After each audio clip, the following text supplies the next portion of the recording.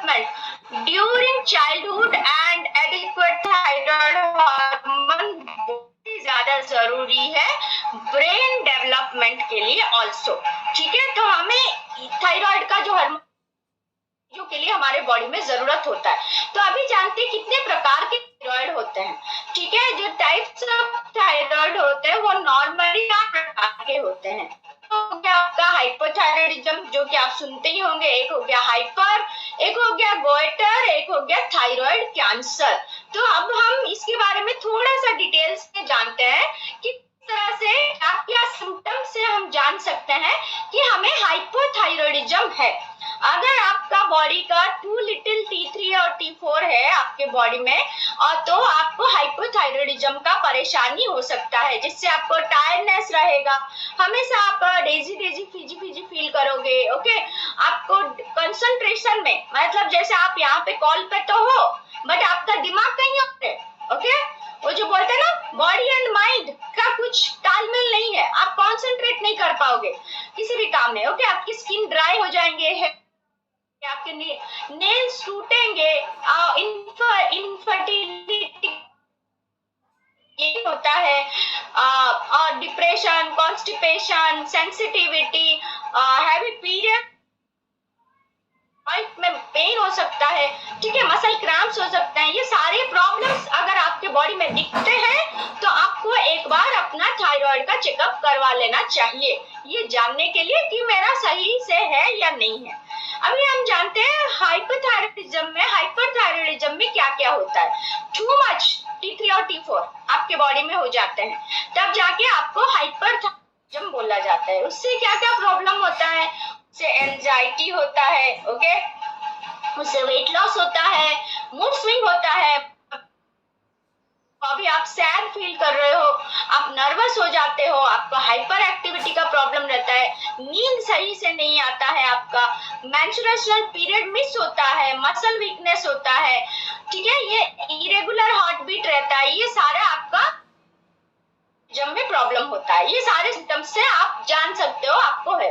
Goitre जो होता है वो गॉइटर आप में देख सकते हो, गला में थोड़ी सी स्वेलिंग आती है, मतलब हमारा जैसा अभी है ना, जिनको गॉइटर्स का प्रॉब्लम हो उनका यहाँ थोड़ा सा सूजन दिखता है, बड़ा हुआ ये वाला पोर्शन थोड़ा सा स्वेलिंग वाला दिखता है, वहां पर आपको बहुत प्रॉब्लम्स और थोड़ा बढ़ जाते हैं थायराइड के। ओके, तो एसोसिएट ये जो गॉइटर होता है ये हाइपरथायराइडिज्म से एसोसिएटेड होता है, कनेक्टेड होता है, मतलब उसका लेवल ज्यादा हो जाने के बाद ही गॉइटर का प्रॉब्लम शुरू होता है। और ये आप इसको सिंपल भी होता है, इसलिए जब आप डॉक्टर के पास जाते हो तब वो आपको आयोडीन का सप्लीमेंट देते हैं खाने के लिए। ओके, नेक्स्ट हम जानते हैं थायराइड कैंसर जो होता है। थायराइड कैंसर जो होता है वो थोड़ा सा सबसे रिस्की वाला चीज होता है। ओके, तो वो आपके ग्लैंड में कैंसर हो जाता है, ट्यूमर हो जाता है, और जैसे आप पिक्चर में देख सकते हो। ओके, तो ऑकेजनली जो सिम्टम्स आता है वो होर्सनेस का आएगा, नेक पेन होगा। ओके, आपके जो सामने के जो वो है वो एनलार्ज हो जाएंगे, वो किसी को भी अफेक्ट कर सकते हैं और कोई भी एज में अफेक्ट कर सकते हैं। नॉर्मली 30 इयर्स ज्यादातर जो लेडीज होते हैं या मेल्स होते हैं उनको ये कंडीशन डेवलप होता है। अगर आप थायराइड से परेशान लंबे समय तक हो और सही से आपका न्यूट्रिशन नहीं चलता है तो आपको ये दिक्कत हो सकता है। ओके, तो अभी हम जानते हैं कि ये जो थायराइड का जो है इसको हम लोग किस तरह से सर्जिकल रिमूवर कर सकते हैं। हम डॉक्टर के पास जाके इसको अगर जरूरत पड़े डॉक्टर से कंसल्ट कर सर्जिकल रिमूव कर सकते हैं। और इसका जो हाइपर एनलार्ज होता है, बहुत थायराइड एनलार्ज होता है, ये सारी चीजों से हमें पता चल सकता है, ताकि हम डॉक्टर के पास जाके इसका ट्रीटमेंट शुरू करवा देना चाहिए। क्यों, देखिए कभी भी चीजें जब कंट्रोल में हो तब हम अगर आगे बढ़ जाए तो अच्छा रहता है। कॉम्प्लिकेशंस क्या होती हैं, इसमें इन्फेक्शन का खतरा रहता है, इसमें जो नर्व इंजरी हो सकती है, सर्जिकल स्कैर्स हो सकते हैं, तो ये थोड़ा सा डरावना है। तो इसलिए हम अगर इसको जान के ठीक कर ले तो हमारे लिए सही रहता है। तो थायराइड का टेस्ट जो होता है वो TSH लेवल का आपका टेस्ट किया जाता है डॉक्टर के पास जाके लैब में। ओके, TPO जो होता है थायराइड पैरासाइट एंटीबॉडी, वो ऑटो ह्यूमन डिसऑर्डर के अगेंस्ट काम में होता है, तो उसका भी टेस्ट होता है। थायराइड स्कैन भी होता है और थायराइड अपटेक टेस्ट, तो इसका आप स्क्रीनशॉट ले सकते हैं, याद रखना है या पता करना है कि क्या है। थायरोक्सिन सीरम जो होता है T4 वो ना रहता है, और फ्री थायरोक्सिन जो होता है FT4 वो 0.7 से 1.9, और थायराइड सीरम जो होता है T3 वो 180। ये सारी तरह से आपको डॉक्टर्स के प्रेस्क्रिप्शन जब आपको मिलते हैं आपके टेस्ट के बाद, इस तरह के रिपोर्ट में आपको वो सब चीजें मिलेगा, आप इसको देख के आप जान सकते हैं। ओके, केयर एंड प्रिवेंशन क्या है, हम क्या केयर कर सकते हैं जिससे हमें पहले से उस चीज से, उस प्रॉब्लम से छुटकारा मिल जाए। सबसे पहला अपना न्यूट्रिशन का ख्याल रखिए। अगर बॉडी को प्रॉपर न्यूट्रिशन नहीं जाता है तभी जाके लंबे समय में ये सारी प्रॉब्लम्स निकलती है, तो न्यूट्रिशनल डेफिशिएंसी नहीं होने देना चाहिए। ऑटो इम्यून डिजीजेस ये सब जो है ये आपको नॉर्मली आते हैं, तो इन्फ्लामेशन भी होता है, तो इन्फ्लामेशन से भी वायरस और बैक्टीरिया आपके बॉडी को, हमारे बॉडी को अटैक कर सकते हैं। मेडिकल ट्रीटमेंट लेना चाहिए। थायराइड सर्जरी, डॉक्टर आपको बोलता है सर्जरी की जरूरत है तो फिर बातचीत करके सर्जरी कर लेना चाहिए। और जेनेटिक डिसऑर्डर से भी होता है, जैसे बट जेनेटिकली बहुत कम चांसेस होते हैं अगर हम अपना क्या कर ले तो। ऑकेजनली प्रेगनेंसी में भी थायराइड का प्रॉब्लम निकलता है। आप सबने सुना होगा, बहुत सारे लोग बोलते हैं कि मुझे ड्यूरिंग प्रेगनेंसी था थायराइड बट अभी है नहीं। तो ड्यूरिंग प्रेगनेंसी होने में बहुत सारे खतरा भी होता है, प्रीमेच्योर बर्थ होता है, ऐसे बहुत सारे प्रॉब्लम्स आ सकते हैं अगर ड्यूरिंग प्रेगनेंसी थायराइड का प्रॉब्लम होता है। तो कौन कौन से फूड को हमें अवॉइड करना चाहिए? सबसे पहला सोया प्रोडक्ट्स को अवॉइड करना चाहिए। So also important reduce consumption of non isolate soya product. Okay, isolate soya product problem नहीं है, आप अपने पर्सनल कोच के गाइडेंस में रह के खा सकते हैं, बट जो नॉन आइसोलेट प्रोडक्ट्स होते हैं लाइक टोफू वगैरह आपको अवॉइड करना चाहिए। कैबेज अवॉइड करना चाहिए। सिंपल कार्ब्स जैसे कि व्हाइट राइस हो गया, व्हाइट ब्रेड हो, आलू हो गया, मापल सिरप हो गया, ये सारी चीजें हमें अवॉइड करना चाहिए। कैफीन, बहुत सारे कैफीन नहीं लेनी चाहिए, एक दिन भर में एक लिमिटेशंस रखना चाहिए कैफीन का, और सॉफ्ट ड्रिंक इन सब से खुद को दूर रखना चाहिए। ओके, तो मेजर रिक्वायरमेंट क्या क्या होते हैं थायराइड की प्रॉब्लम है? तो सबसे पहला हमें आयोडीन की रिक्वायरमेंट होती है, सेलेनियम की रिक्वायरमेंट होती है, protein, vitamin A, zinc, vitamin B2, B12, vitamin C and magnesium. आप ये सोचिए इतने सारे विटामिन हमें हर दिन में चाहिए होता है। क्या हम नॉर्मल ब्रेकफास्ट में, नॉर्मल चीजों में इसको पा सकते हैं?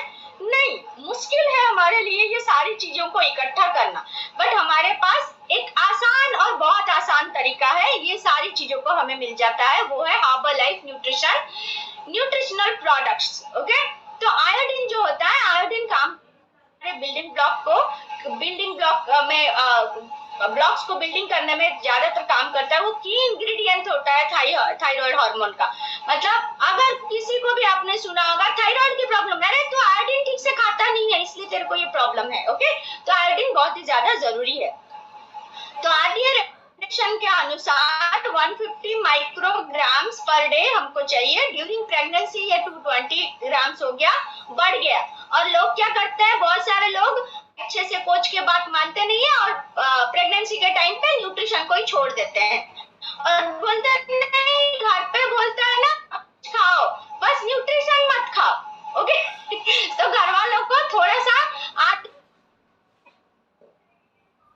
जरूरी होता है, और ड्यूरिंग ब्रेस्ट फीडिंग 290 माइक्रोग्राम्स का जरूरी होता है। ओके, तो ये हमें और सॉल्ट, श्रिम्प्स, एग यॉक इन सब से भी मिल सकते हैं, तो ये हमें बहुत ज्यादा जरूरी होता है। Iodine is a important mineral, ये बहुत सारे फूड सोर्सेस से भी मिलते हैं, बट जितना हमको चाहिए उतना नहीं मिलता है। इसके कारण हमें सप्लीमेंटेशन का मदद लेना पड़ता है और लेना चाहिए भी। देन आ गया सेलेनियम। थायराइड का जो ऑर्गन होता है वो हाईएस्ट कॉन्सेंट्रेशन होता है सेलेनियम से। वो डिजीज प्रिवेंट करना सिर्फ नहीं होता है, वो आपके ओवरऑल हेल्थ के लिए भी चाहिए सेलेनियम जो होता है। ओके, तो सेलेनियम अगर हम देते हैं तो हमारा रिप्रोडक्शन में सुधार होता है, थायराइड हार्मोन मेटाबॉलिज्म को रेगुलेट करता है, उसमें प्रॉब्लम्स आने से बच सकते हैं हम, और हम ऑक्सीडेटिव स्ट्रेस जो होता है थायराइड के कारण उससे भी हम बच सकते हैं अगर सेलेनियम लेते हैं। तो सेलेनियम जो होता है वो बहुत ही एक अच्छा मिनरल होता है जो हमारे बॉडी को चाहिए, और वो कुछ डाइटरी प्रोडक्ट से हमें मिल जाते हैं बट सही तरीके से नहीं मिलते हैं, इसके कारण हमें डाइटरी सप्लीमेंट्स का यूज करना चाहिए। ओके, तो जो न्यूट्रिएंट्स होते हैं सही तरीके से हमारे बॉडी पे देते हैं तो हमारे बॉडी का जो भी डेफिशिएंसी होता है वो रिकवर हो जाता है। ओके, तो हम आते हैं सिम्टम्स ऑफ सेलेनियम डेफिशिएंसी। अगर आपकी बॉडी में सेलेनियम की डेफिशिएंसी है तो infertility, hair loss, fatigue, weight gain, immune system सही नहीं होगा, ये सारी कंसंट्रेशन में प्रॉब्लम होगा, बच्चों में भी प्रॉब्लम होता है, ये सब चीजों का मिनरल्स मिलता नहीं है, इसके कारण प्रॉब्लम होता है। जैसे कि आप यहाँ पे देख सकते हैं आरडीए के रिकमेंडेशन के हिसाब से 14 से ज्यादा अगर है हमारा उम्र तो 55 माइक्रोग्राम का हमें जरूरी है डेली सेलेनियम सोर्सेस। अगर प्रेग्नेंट है तो 60 मिलीग्राम, अगर ब्रेस्ट फीडिंग है तो 70 माइक्रो मिलीग्राम। ओके, तो Brazil nuts, sea foods, eggs, breads, cereals, grains, इन सब से हमें मिल जाते हैं सेलेनियम। मैंने जो पहले बोला था इतना झंझट कौन करेगा, विटामिन ए ढूंढो, B12 ढूंढो, B6 ढूंढो, सी ढूंढो, फिर ऑरेंज अच्छे से मिलते नहीं है, गंदे मार्केट में अभी दिख रहे हैं, वो गंदे गंदे और टेस्ट नहीं लगते, वो विटामिन सी कौन लेगा। अपना आओ 2 मिनट में शेक बनाओ और साथ न्यूट्रिएंट्स, विटामिन्स एंड मिनरल्स मिल गया, साथ में कैलोरी कंट्रोल हो गया और डिलीशियस फ्लेवर्स में आते हैं। बच्चे भी इसको पीने के लिए पसंद करते हैं। ओके, माए जब पीते हैं तो बच्चे खींचते रहते हैं पीने के लिए, और एक्सपर्ट्स ने बनाया है लेने का नहीं, बस घोलने का और पी डालने का। ओके, आपका सारे रिक्वायरमेंट्स विटामिन मिनरल्स की इसमें कंप्लीट हो जाते हैं, और जो बचे कुचे रह जाते हैं उसको हम मल्टीविटामिन मिनरल टैबलेट से फुलफिल कर देते हैं। ओके, मल्टीविटामिन मिनरल टैबलेट्स का वो है हमारे बॉडी को 17 types of essential vitamins and minerals and phytonutrients मिल जाते हैं जो कि हमें वेजिटेबल से, फ्रूट का कंडीशन क्या है, गाजर अच्छे टुकड़े सुकड़े से मिलते हैं, राइट, वो भी अच्छे नहीं लगते, उसको हम खरीद के लाते हैं जबरदस्ती। तो विटामिन मिनरल्स टैबलेट्स अगर हम लेते हैं regular day to day lifestyle, आपका स्किन अच्छा रखना है, आपको यंग दिखना है, तो आपको मल्टीविटामिन मिनरल्स टैबलेट्स अपने रोजमर्रा के लाइफ में जरूरी है डालना। जो कि आप पार्लर में जाके बहुत पैसा खर्च करते हो। ओके, पार्लर में पैसा मत